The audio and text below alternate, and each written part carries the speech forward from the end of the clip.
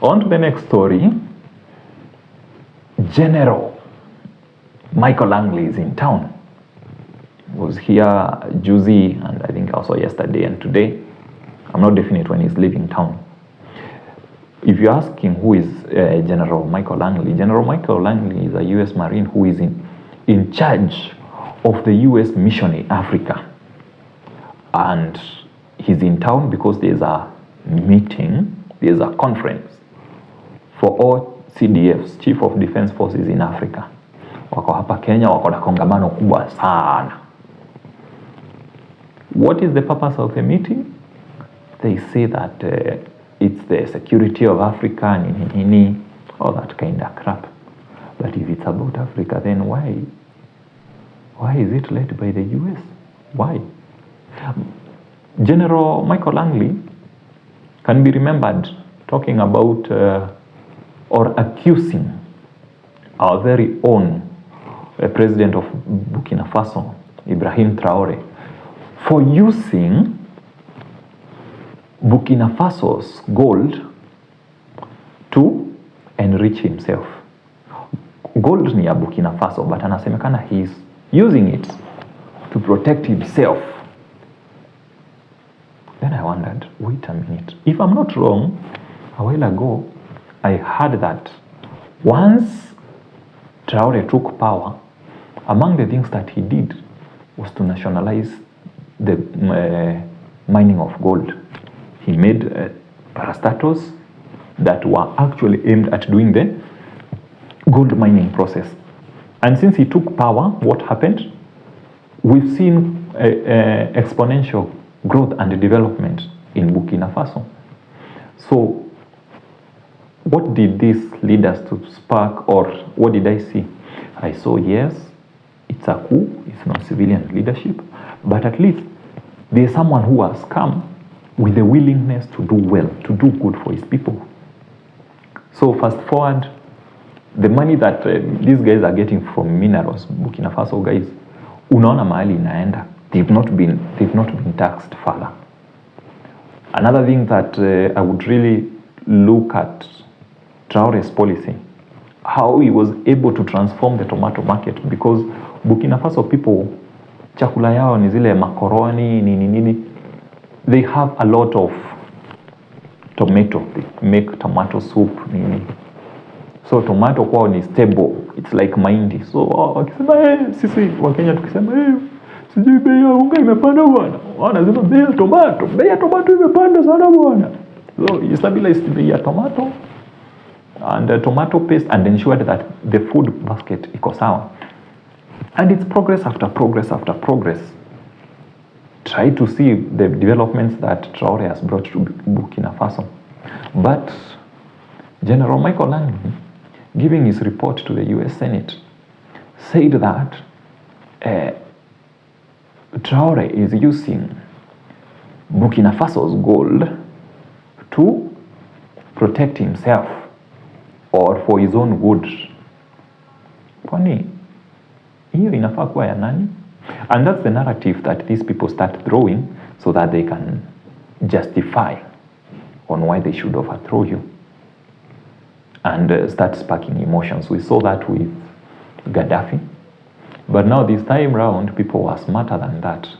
And it sparked a whole lot of emotions from different countries, reactions, and people said, no, this time round, that game that you've been playing will not be played. General Michael Langley was actually questioned on the mission in Africa by a congressman. Kuna something I was watching on the Kingori show, and it really fascinated me because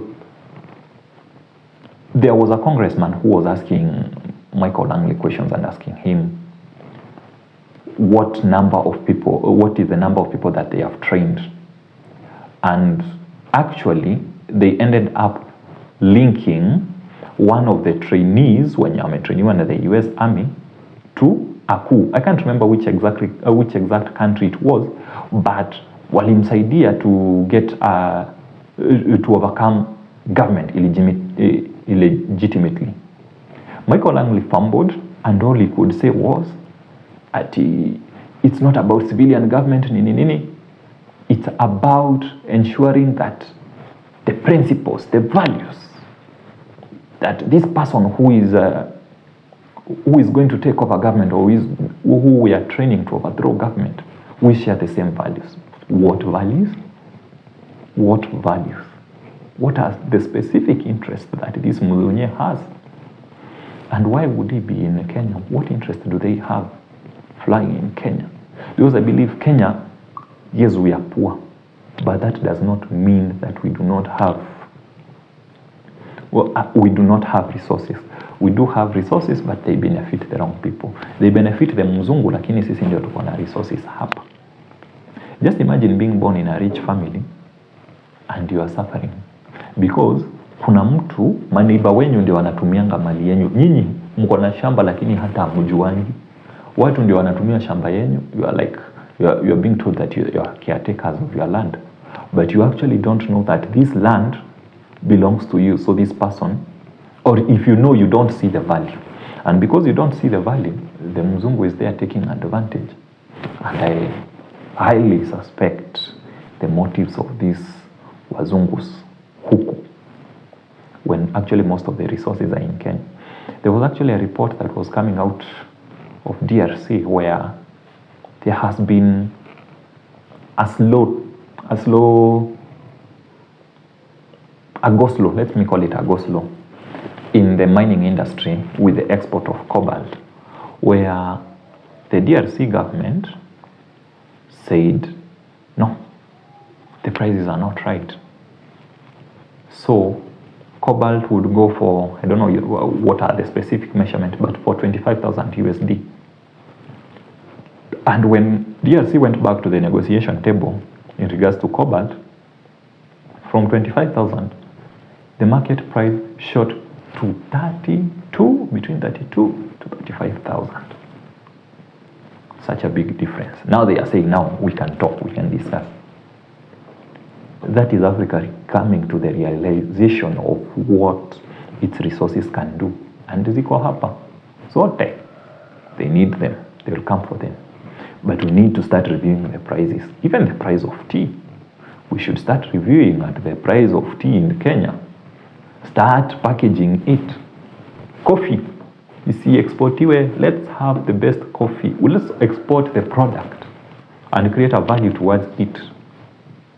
And all the wealth in Europe, it will come back here, home. And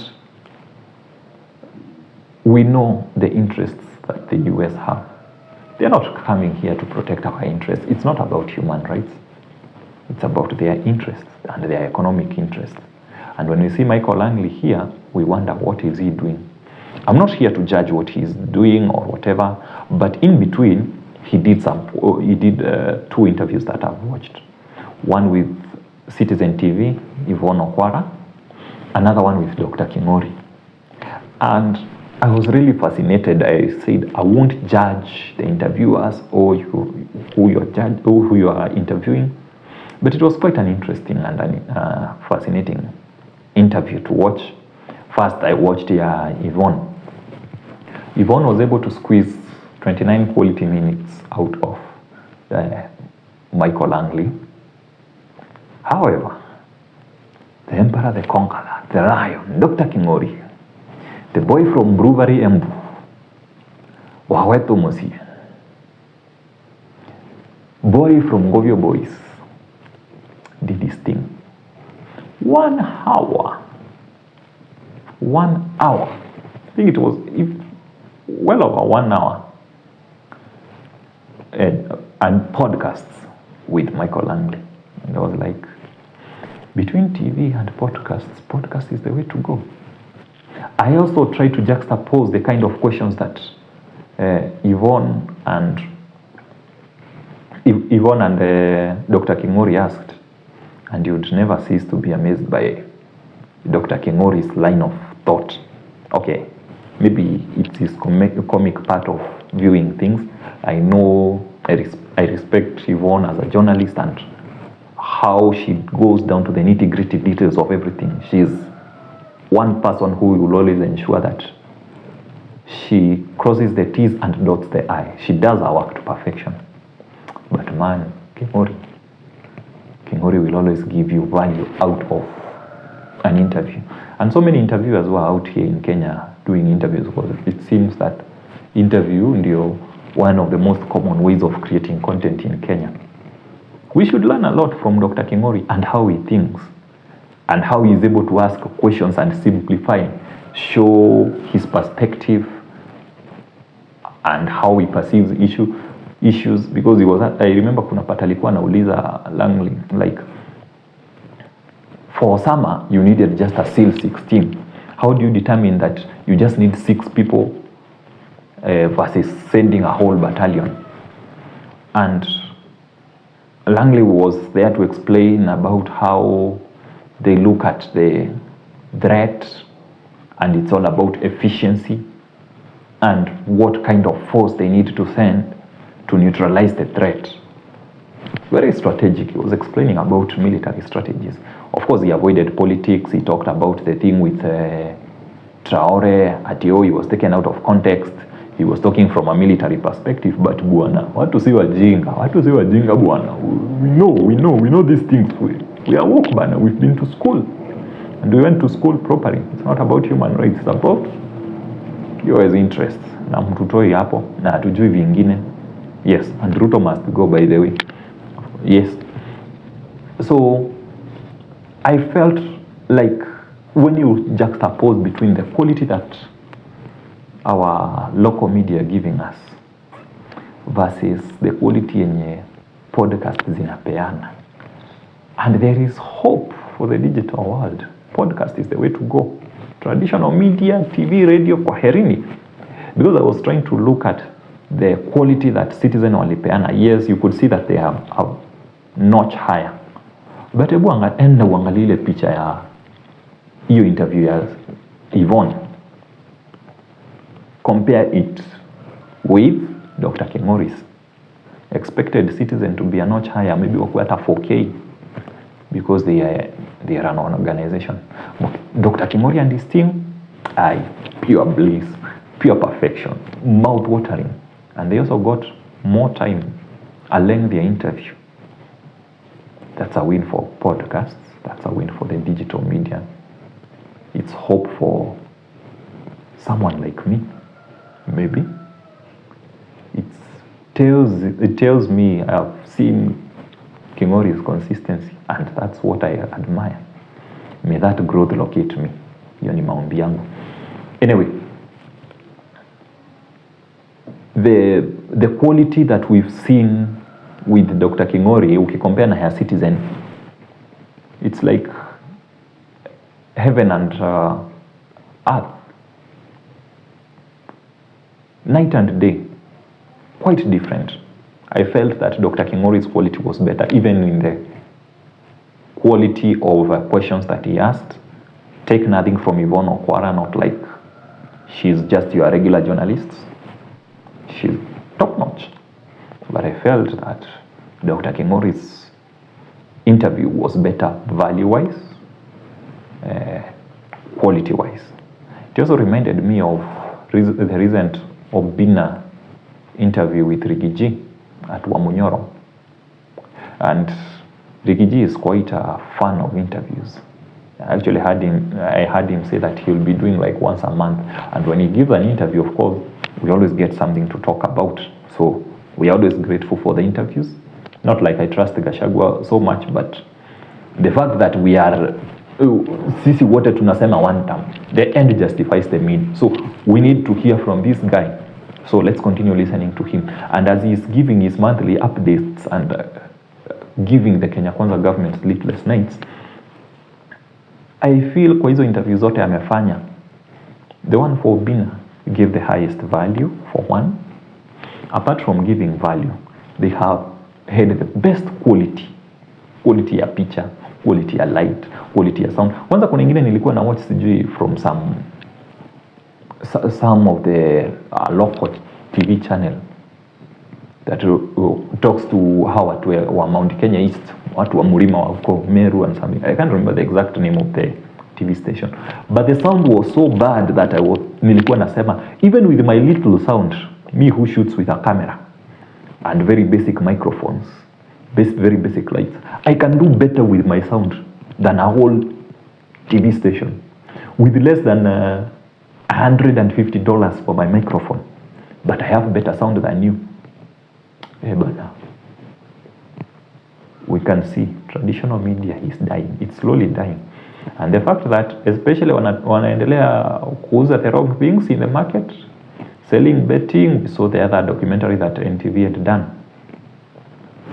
As long as that's the mediocrity that is there, then you can now see the beginning of the falling of traditional media. And it is coming because once companies, organizations realize that the numbers are no longer with the traditional media, but the numbers are online, the numbers are on internet. People stopped watching TV, now they are on YouTube, they are on TikTok. That's where the money will move. And when the pockets of the traditional media are drained, then for me, I don't even see it as a business opportunity. I see it as a great milestone in the freedom of expression. Because as I post kitu YouTube, every other person can post on YouTube. There are like 150 podcasts. How will you control that? Na inaingia online. More freedom of expression. And that's why actually Marianne Keitany walikuwa nafikiria that they need to control our internet usage. Who is Marianne Keitany, by the way? Marianne Keitany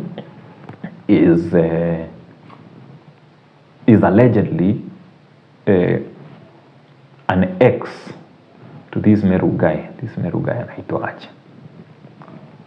Producer, sinikumbushe huyu jamaa sio Kindiki. The former agriculture CS. Unayafuatangi story ya siasa ni msebure kabisa. But I'm forgetting his name. Oh, Linturi. Yes, Linturi is the guy. So Marianne Keitany is one person who believes in forcing issues. Alisema ata force issues hadi kwa koti kwamba wewe ni ex yangu, we had a relationship, which is always like a working relationship. Wametajwa having been taking tenders together. There was a Morara expose yenye nilikuwa naona expose barabara, which is said that Mithika Linturi and Marianne Keitany had a joint contract to jenga some road in Meru, but their stomachs were more urgent. So their businesses deals did not go so well. I think they mixed pleasure and business, and so they found themselves in court wanakimbizana. Anyway, that is not the story for the day. The story for the day is that Marianne Keitany is trying to seek on a way of regulating your internet usage. How much internet are you using? Tunakupimia kama token ya Kenya Power. I remember back in 2016, 2017, there was that rumor that Kenya Power would like to get into the supply of internet. But sasa unasema utakuwa unapimiwa kama meter. Apart from that, what are they looking at? Where do you spend? Apart from how much you're spending on the internet, where do you spend your internet? Is it TikTok? Is it Facebook? Whatever you are doing, what are these sites that you visit and why are you visiting them? So ni kama tu wanakuchunguza. Why would we need that? Especially from this lady called Marianne Keitany. Before tuchunguze hizo kampuni zako tuone ni pesa ngapi mmekula. Before uanzane na mambo ya internet. Na unajua mambo ya internet hauwezani. Uwezi huyawezi. Wachana nayo. Ngana na Linturi kwanza. Ukimalizana na Linturi kuja kwetu.